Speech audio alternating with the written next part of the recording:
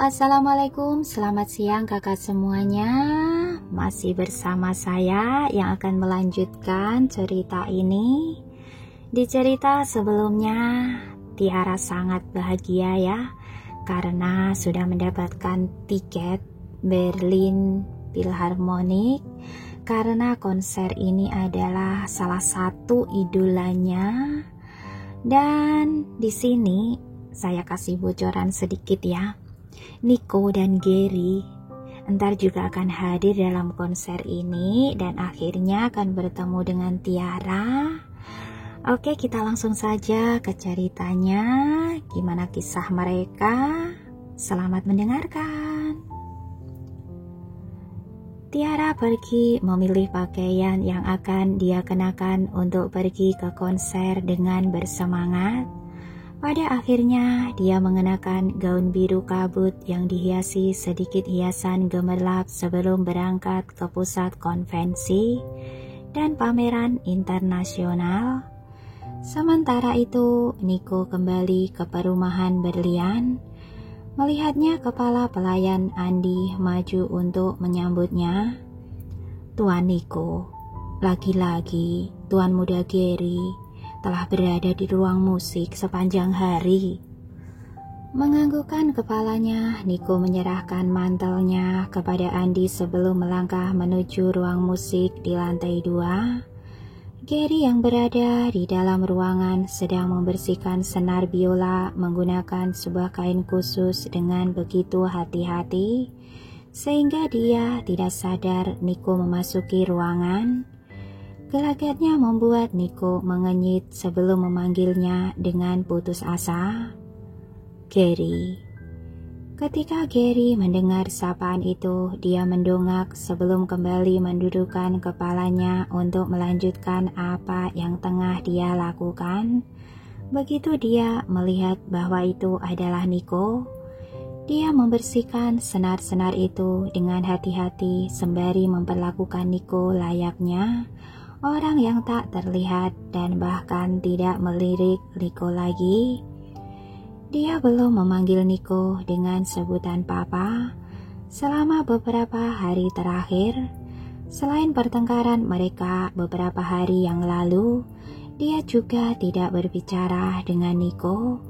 Sikap putranya yang cuek kepadanya membuat Nico berada dalam suasana hati yang benar-benar buruk. Selama 20 tahun dia selalu menang, baik di sekolah, militer, atau bahkan dunia usaha. Dia bisa mendapatkan apa yang dia inginkan sampai pada titik di mana tidak seorang pun bisa membuatnya merasa takut. Namun kini dia dikalahkan oleh seorang anak kecil. Untuk pertama kalinya dalam hidupnya, dia memahami apa yang dimaksud kemunduran. Dengan sebuah helaan nafas, dia perlahan menghampiri Gary dan menyerahkan 2 buah tiket kepadanya. Ini untuk orkestra malam ini. Apa kamu mau ikut? Sayangnya Gary hanya melanjutkan gerakannya. Dia bahkan tidak melirik tiket yang diserahkan oleh papanya. Nico yang tak gentar melanjutkan dengan ringan. Tidak, kalau tidak, aku bisa memberikan tiket ini kepada orang lain. Tapi kamu harus tahu ini adalah orkestra favorit Tiara dari Berlin. Memahami maksud Nico, Gary menatapnya seolah berusaha mendeteksi kebohongan. Pada saat yang bersamaan, bocah laki-laki itu mencoba menebak apakah Tiara akan datang. Namun Nico sengaja tetap diam dan hanya menyeringai kepada Gary sebagai respon atas pertanyaan anak laki-laki itu. Setelah bertatapan beberapa saat, Gary menemukan jawaban yang diinginkannya dari tatapan Nico dan merebut tiketnya. Aku akan datang. Saat melihat tulisan Berlin di tiket, mata Gary berbinar bahagia. Musik apapun yang disukai Tante Tiara, dia akan berusaha menghadiri konser itu juga. Dengan begitu, dia akan bertemu Tante Tiara. Siapa yang tahu apakah Tante Tiara akan merasa girang atau terkejut melihatnya? Setelah melihat mata putranya kembali bersemangat, Niko akhirnya menghela nafas. Selama beberapa hari terakhir, Gary tampak bagaikan sebuah balok kayu tak bernyawa saat menjalani hari-harinya yang lesu. Hal paling aktif yang dia lakukan adalah mengurung diri di ruang musik dan keluar dengan biola Tiara di tangannya.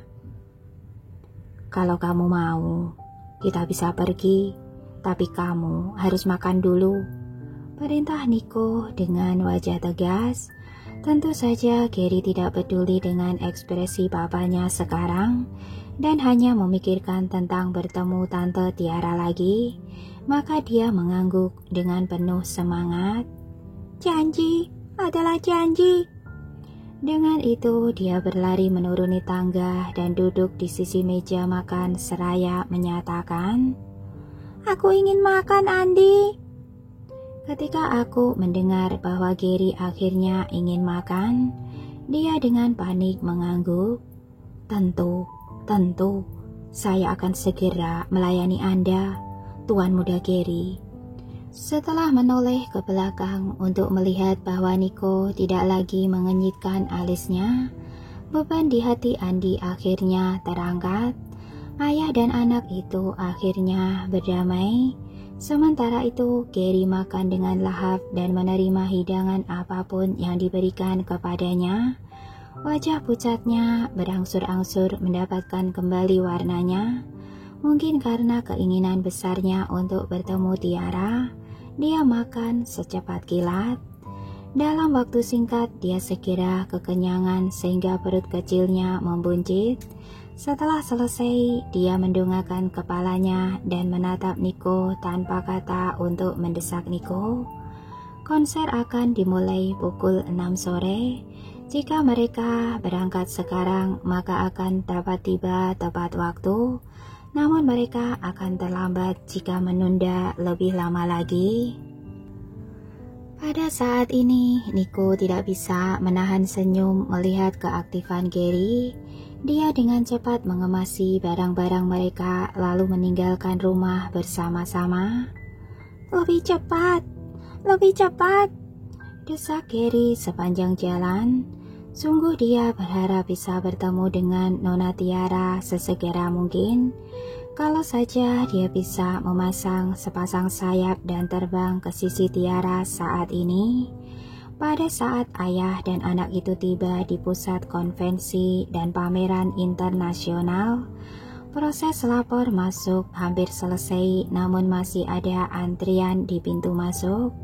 Meskipun berada di gendongan Niko saat mereka mengantri, Gary menjulurkan lehernya dan mengamati area itu seolah sedang mencari Tiara di antara kerumunan. Matanya tiba-tiba menjadi cerah saat dia menatap bagian depan antrian. Wanita paling depan yang berada dalam balutan gaun biru kabut itu terlihat seperti Tiara. Gary sangat ingin bergegas maju untuk memeluk Tiara dan memberitahunya betapa dia merindukannya selama beberapa hari ini. Namun dia ingat bahwa Tiara menghindarinya selama beberapa waktu ini dan tidak menghubunginya baik melalui panggilan suara maupun video. Takut Tiara akan kabur jika dia memanggilnya. Gary terpaksa menahan teriakannya sementara matanya tetap cerah dan bersemangat. Melihat reaksi Gary, Niko mengikuti garis pandang putranya untuk melihat sosok itu. Seketika tatapannya menjadi rumit. Pada saat ini Tiara tidak tahu bahwa ada dua pasang mata yang terkunci padanya. Sekarang setelah tiketnya diperiksa, dia memasuki ruang konser dan menuju ke lantai 2. Barulah ketika dia tiba di tempat tujuannya, dia menyadari bahwa dia memiliki kursi terbaik di gedung itu. Sepintas hanya ada sekitar selusin kursi lain seperti miliknya. Alasan mengapa kursi VIP dinamai demikian adalah karena penghuninya memiliki jangkauan pandang terluas dan perlakuan terbaik. Saat ini dia tidak bisa menahan diri untuk tidak terkejut karena tiketnya hanya menyebutkan lantai 2. Dia tidak tahu bahwa kakaknya bisa mendapatkan kursi yang bagus untuknya. Sementara itu, Nico memasuki ruang konser bersama Gary dan masuk ke bilik yang berseberangan dengan Tiara. Mereka saling berhadapan dari kejauhan, namun karena Tiara tidak peduli siapa yang duduk di seberangnya, dia tidak sekalipun melirik dan tidak tahu bahwa ada seorang anak yang menatapnya. Itu Tante Tiara. Gary yang berada di bilik lainnya menatap Tiara dengan gembira dan penuh kerinduan. Dia benar-benar telah melewatkan banyak hal. Jika bukan karena fakta bahwa dia masih dalam gendongan Nico, dia akan langsung menerkam ke sana. Kemudian dia akan naik ke pangkuan Tiara dan masuk ke pelukannya selagi mereka menikmati musik bersama. Membaca pikirannya, Nico memperingatkan dengan suara lirih. Aku hanya membawamu ke sini hari ini untuk melihatnya, tetapi aku tidak menginginkanmu untuk pergi ke sana untuk menyapanya.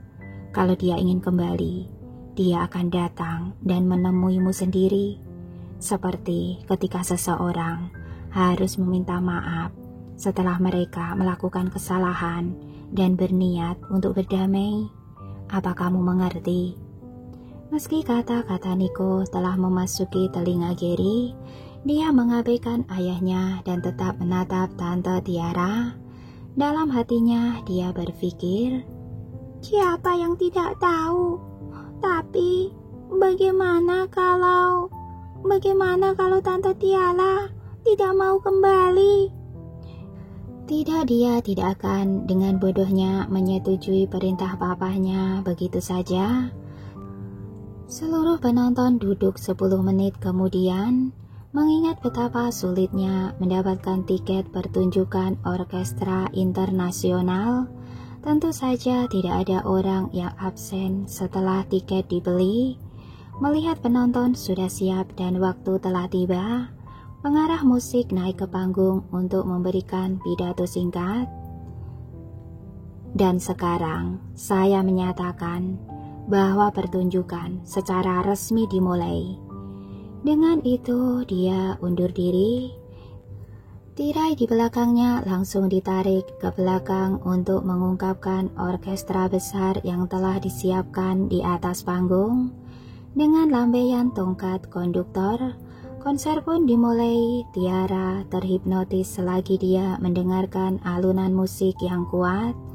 Karena tatapannya tertuju pada orkestra di atas panggung, segala hiruk-pikuk di sekitarnya tak lagi terlihat maupun terdengar. Ini adalah Berlin Philharmonic Orchestra paling terkenal di dunia. Dia dengan sedih melirik ke kursi kepala konser. Itu adalah posisi impiannya yang telah dia dambakan dan nantikan. Sejak dia mulai belajar biola, dia telah memimpikan hari di mana dia akan berdiri di atas panggung megah dan dengan lancar dan percaya diri, menampilkan musik yang dia kuasai. Namun sekarang lengannya cedera. Hari pertunjukan nasional simfoni konserto di luar negeri semakin dekat dan lengannya belum sepenuhnya pulih, yang berarti dia telah kehilangan kesempatan emasnya. Saat dia mendengarkan ensemble yang menggetarkan hati dari orkestra, kesedihan dan ketidakbahagiaan sekali lagi merayap ke dalam hatinya. Malam itu pertunjukan Berlin Philharmonic berlangsung selama 2 jam sebelum akhirnya usai. Setelah pengarah musik mengumumkan akhir konser, penonton diizinkan membubarkan diri dan Tiara mengikuti kerumunan yang bergerak dengan kecepatan yang seperti siput menuju pintu keluar.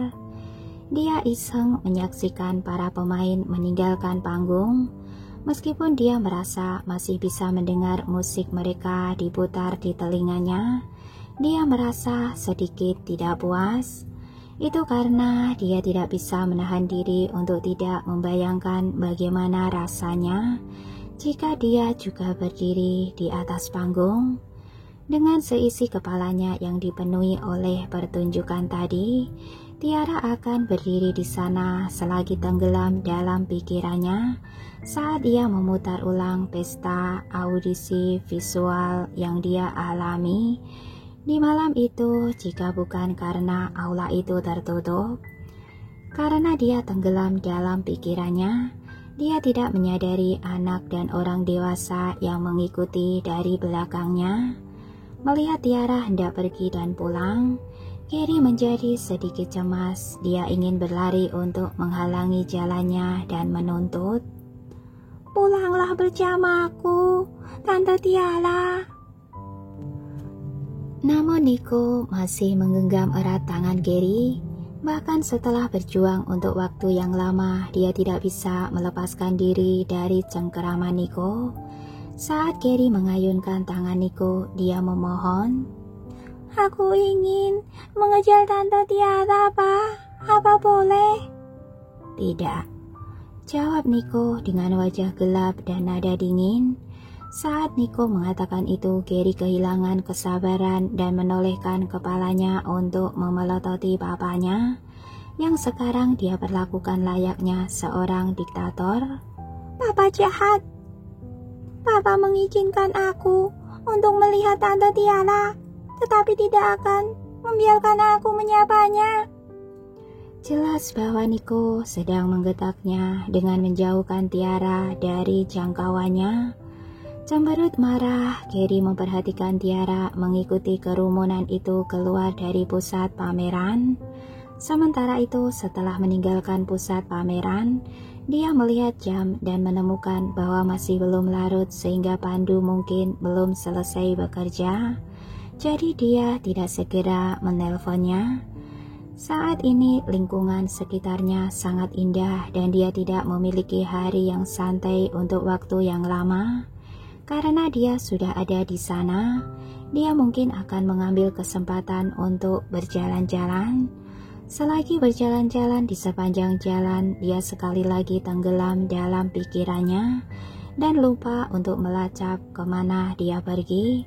Barulah ketika dia berhenti bergerak, dia menyadari bahwa pusat pameran tidak lagi terlihat. Lingkungan sekitarnya tampak asing dan dia jelas tersesat. Begitu Tiara menyadari hal itu, dia membuka sistem navigasi di ponselnya dan berniat untuk kembali melalui jalan yang sebelumnya dia lalui. Namun dia hanya berhasil sampai di tengah jalan ketika dia melewati sebuah taman yang persimpangan jalannya sedikit remang-remang. Dia menyalakan senter di ponselnya, namun ketika area di depannya menjadi terang, dia menyadari bahwa ada beberapa orang yang menghalangi jalannya dengan senyum sinis. Tiara yang sedikit panik berbalik dan mencari jalan lain untuk kembali. Tetapi saat dia melakukannya, beberapa orang lagi muncul di belakangnya dan menghalangi jalan pelariannya juga. Orang-orang ini menggunakan anting-anting dan celana jin ketat yang sobek-sobek, sementara leher mereka dililit oleh rantai yang berat. Tiba-tiba dia menyadari bahwa dia pasti bertemu dengan sekelompok anggota geng.